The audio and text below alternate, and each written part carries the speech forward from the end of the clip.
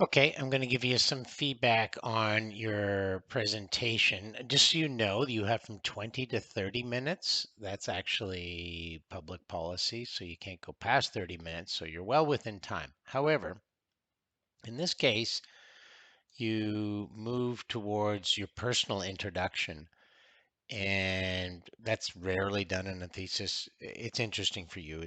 I mean, we don't need to know that. So, and it's rare to see that. Um, you can see it, but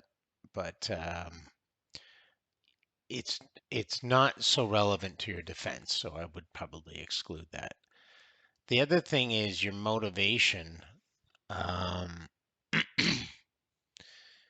I think that you really just should focus on your exploration of the literature and saying that you can say a little bit about, well, from the upper part there about um,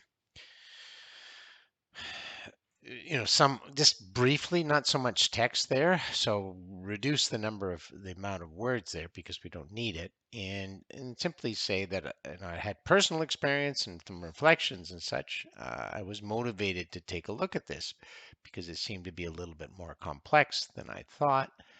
And therefore, I decided to do an extensive, comprehensive literature review. I'm not sure if I would label this slide introduction objectives. Um, I probably would say problem, that there's quite a bit of literature, but no specific blueprint or guide for doing this. And you could talk a little bit about that. I think you may want to briefly go over this particular area and just talk about why you wanted to find out a little bit more about higher education and assessment. However,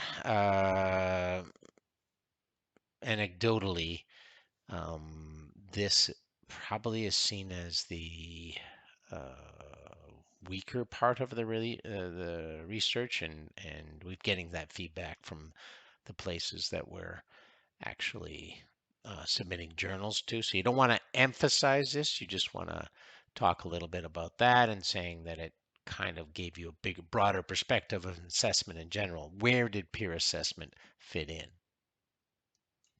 I'm not sure there's any point for this particular slide. It is very complicated, and you present it and give us 2 seconds to look at it. So there's really no point in putting that slide in unless you really want to talk about it. And you do have time to talk about it when you pull out your personal information and your motivation part, because I think it was almost 6 minutes on that. And but I'm not sure I would do it with this kind of diagram. Um, and I'm not sure where you're going with it. I can't even read it, to be honest.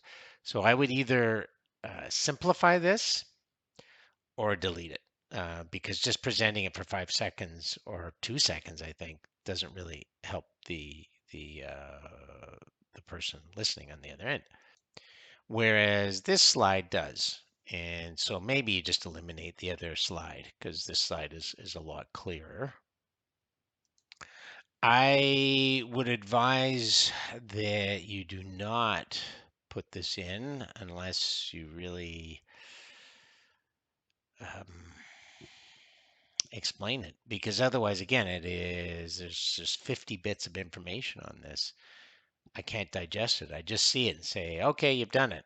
And so it's almost telling the person listening, well, here's this complex thing, and good luck to you, and I'm moving on.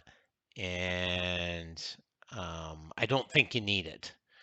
Uh, Whereas this makes a lot more sense, and uh, you can talk about it in a little bit more detail, and it's simplified.